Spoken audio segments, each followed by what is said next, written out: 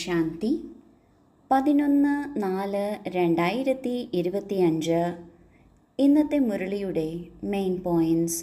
മധുരമായ കുട്ടികളെ, ഇപ്പോൾ ഈ നാടകം പൂർത്തിയാവുകയാണ്. നിങ്ങൾ തിരിച്ച് വീട്ടിലേക്ക് പോകണം. ഇതിനാൽ ഈ ലോകത്തിലുള്ള മമത്വം മാറ്റിയെടുക്കൂ. വീടിനെയും പുതിയ രാജ്യത്തെയും ഓർമ്മിക്കൂ.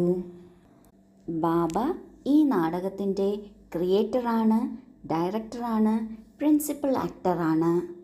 അങ്ങനെയുള്ള ബാബ നമ്മെ ഓർമ്മിപ്പിക്കുകയാണ്, ഈ നാടകം ഇപ്പോൾ പൂർത്തിയാകാറായി. തിരിച്ച് എല്ലാ ആത്മാക്കൾക്കും വീട്ടിലേക്ക് പോകണം. നാടകം പൂർത്തിയാകുമ്പോൾ എല്ലാവരും അവരവരുടെ വീട്ടിലേക്ക് പോകേണ്ടത് തന്നെയാണ്. ഇതിനാൽ ഈ ലോകത്തിനോടുള്ള എല്ലാ മമത്വവും മാറ്റിയെടുക്കണം. ഈ ലോകത്ത് നാം 84 ജന്മങ്ങളായി വസിക്കുകയാണ്. ഈ ലോകത്തിനോടൊരു മമത്വം ഉണ്ടാകുക സ്വാഭാവികമാണ്. എന്നാൽ അതിനേക്കാൾ സത്യമായ കാര്യമാണ് തിരിച്ച് വീട്ടിലേക്ക് പോകുക എന്നത്. ആ പോക്ക് സുഗമമാക്കുവാൻ ഇപ്പോഴേ തന്നെ നമ്മുടെ മമത്വം മാറ്റിയെടുക്കണം. നാം എപ്പോഴും നമ്മുടെ വീടിനെയും പുതിയ രാജധാനിയെയും ഓർമ്മിക്കണം. നമ്മുടെ വീട് പരംധാമമാണ്. പുതിയ രാജധാനി എന്നത് വരാൻ പോകുന്ന സത്യയുഗമാണ്. ചോദ്യം: ദാനത്തിൻ്റെ മഹത്വം എപ്പോഴാണ്? അതിൻ്റെ റിട്ടേൺ ഏത് കുട്ടികൾക്ക് പ്രാപ്തമാകുന്നു? ഉത്തരം: ദാനത്തിൻ്റെ മഹത്വം അപ്പോഴാണ് എപ്പോഴാണോ ദാനം ചെയ്തിട്ടുള്ള സാധനത്തിനോട് മമത്വം ഇല്ലാതാകുമ്പോൾ. ദാനം ചെയ്തു, അതിനുശേഷവും ഓർമ്മ വന്നു എങ്കിൽ അതിൻ്റെ ഫലം റിട്ടേണായി പ്രാപ്തമാകുക സാധ്യമല്ല. ദാനം നൽകുന്നത് തന്നെ അടുത്ത ജന്മത്തിലേക്കാണ്. ഇതിനാൽ ഈ ജന്മത്തിൽ നിങ്ങളുടെ അടുക്കൽ എന്തെല്ലാമുണ്ടോ അതിൽ നിന്ന് മമത്വം മാറ്റിയെടുക്കണം. ട്രസ്റ്റിയായി സൂക്ഷിക്കണം. ഇവിടെ നിങ്ങൾ എന്താണോ ഈശ്വരീയ സേവനത്തിൽ ഉപയോഗിക്കുന്നത്, ഹോസ്പിറ്റലും കോളേജും തുറക്കുന്നത്, അതിലൂടെ അനേകരുടെ മംഗളമുണ്ടാകുന്നു. അതിൻ്റെ റിട്ടേണായി 21 ജന്മങ്ങളിലേക്ക് ലഭിക്കുന്നു. ഭക്തിയിലായാലും ജ്ഞാനത്തിലായാലും ദാനത്തിന് വളരെ മഹത്വമുണ്ട്. ഭക്തിയിൽ ദാനം ചെയ്യുന്നതിലൂടെ അടുത്ത ജന്മത്തേക്ക് പ്രാപ്തിയുണ്ടാകുന്നു. ജ്ഞാനമാർഗത്തിൽ ദാനം ചെയ്യുകയാണെങ്കിൽ അത് ഒരു ജന്മത്തേക്കല്ല, വരാൻ പോകുന്ന 21 ജന്മത്തേക്ക് തിരിച്ചു ലഭിക്കുന്നു. അതെന്തുകൊണ്ടെന്നാൽ ഈ സമയം നാം ഡയറക്റ്റ് ബാബയുടെ ശ്രീമതമനുസരിച്ച് ദാനം നൽകുകയാണ്. ഇതിനാൽ അതിൻ്റെ ഫലം വളരെ ഉയർന്നതാണ്. ജ്ഞാനമാർഗത്തിൽ ദാനം ചെയ്യുക എന്നാൽ എന്ത് നമ്മളുടെ അടുക്കലുണ്ടോ അതിൽ നിന്നെല്ലാം മമത്വം മാറ്റണം.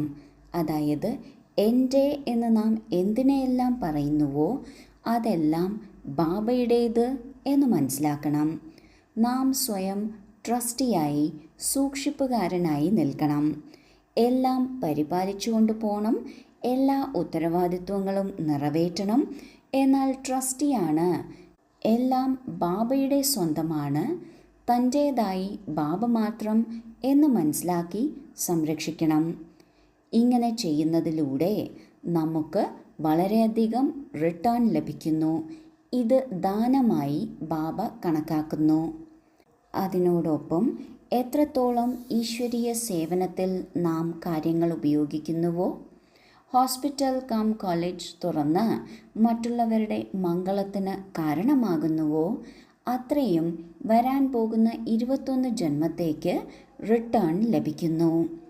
ഈ 21 ജന്മങ്ങൾക്കനുസരിച്ചാണ് പിന്നുള്ള 63 ജന്മങ്ങളും ഉള്ളത്. ചുരുക്കം പറഞ്ഞാൽ മുഴുവൻ കൽപ്പത്തിലേക്കുമാണ് നാം ഇപ്പോൾ സമ്പാദിക്കുന്നത്. ഈ ദാനത്തിന് മഹത്വം വർദ്ധിക്കുന്നത് ദാനം ചെയ്ത വസ്തു അല്ലെങ്കിൽ കാര്യത്തിൽ പിന്നെ നമ്മുടെ മമത്വം ഉണ്ടായിരിക്കരുത്. നാം എന്ത് ദാനം നൽകിയോ അതിനെക്കുറിച്ച് പിന്നെ നാം ചിന്തിച്ചുകൊണ്ടിരിക്കുകയാണ്. അതിൻ്റെ ഓർമ്മ വരികയാണ്. അതെൻ്റേതായിരുന്നു അല്ലെങ്കിൽ എൻ്റേതാണ് എന്ന ഒരു ലാഞ്ചന വരുന്നുവെങ്കിൽ അതിൻ്റെ ഫലം റിട്ടേണായി ലഭിക്കില്ല. അതിനാൽ ഈ സംഗമയുഗത്തിൽ ദാനം അറിഞ്ഞു ചെയ്യണം.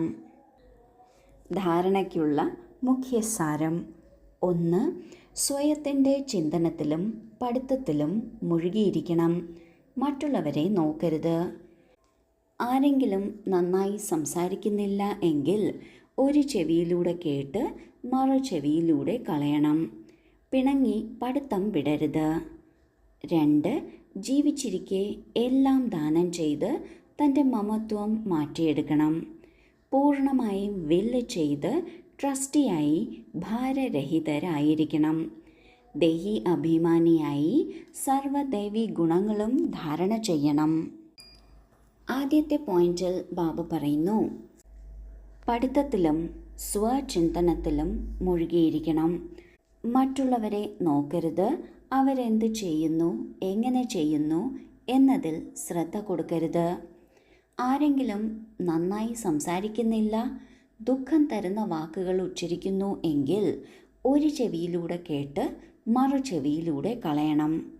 ഒരിക്കലും മറ്റുള്ളവരുടെ വാക്കുകൾ കേട്ട് ബാബ നമ്മളെ പഠിപ്പിക്കുന്ന പഠിത്തം വിട്ടുകളയരുത്.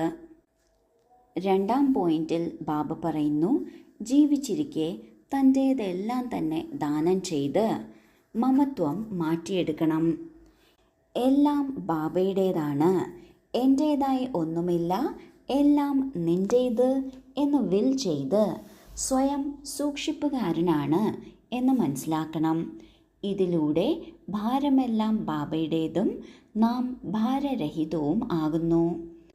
കൂടാതെ ദേഹി അഭിമാനിയായി സർവഗുണങ്ങളും ധാരണ ചെയ്യണം. വരദാനം: ഭിന്നതയെ മാറ്റി ഏകത കൊണ്ടുവരുന്ന സത്യമായ സേവാധാരിയായി ഭവിക്കട്ടെ. ബ്രാഹ്മണ പരിവാരത്തിൻ്റെ വിശേഷതയാണ് അനേകതയിലും ഏകത. താങ്കളുടെ ഏകതയിലൂടെ തന്നെയാണ് മുഴുവൻ വിശ്വത്തിലും ഒരു ധർമ്മം, ഒരു രാജ്യത്തിൻ്റെ സ്ഥാപന ഉണ്ടാകുന്നത്. ഇതിനാൽ വിശേഷ അറ്റൻഷൻ കൊടുത്ത് ഭിന്നത മാറ്റണം, ഏകത കൊണ്ടുവരണം. അപ്പോൾ പറയും സത്യമായ സേവാധാരി. സേവാധാരി സ്വയം തന്നെ പ്രതിയല്ല, എന്നാൽ സേവനത്തിന് വേണ്ടിയാണ്. സ്വന്തമായുള്ള എല്ലാം സേവനത്തിനായി സ്വാഹ ചെയ്യണം. ഏതുപോലെ സാകാര ബാബ സേവനത്തിൽ അസ്ഥികളും സ്വാഹ ചെയ്തു, ഇതുപോലെ താങ്കളുടെയും ഓരോ കർമ്മേന്ദ്രിയത്തിലൂടെയും സേവനം നടന്നുകൊണ്ടിരിക്കണം.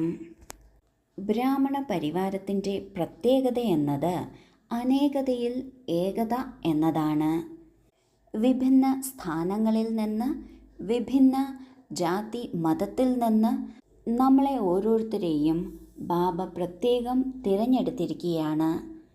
പലതരത്തിലുള്ള നമ്മളെ എല്ലാവരെയും ഒരു കുടക്കീഴിൽ ബാബ കൊണ്ടുവന്നിരിക്കുകയാണ്.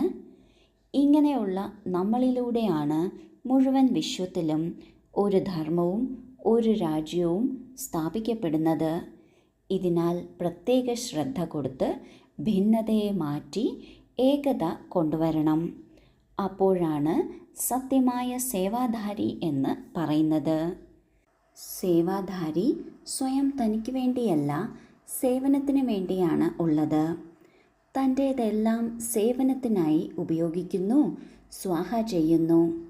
ഏതുപോലെ ബ്രഹ്മബാബ തൻ്റെ ഓരോ ശ്വാസവും ഓരോ സങ്കല്പവും സേവനത്തിനായി ആയിരുന്നു, അതുപോലെ നമ്മൾ ആത്മാക്കളുടെ ഓരോ കർമ്മേന്ദ്രിയത്തിലൂടെയും സേവനം നടന്നുകൊണ്ടിരിക്കണം.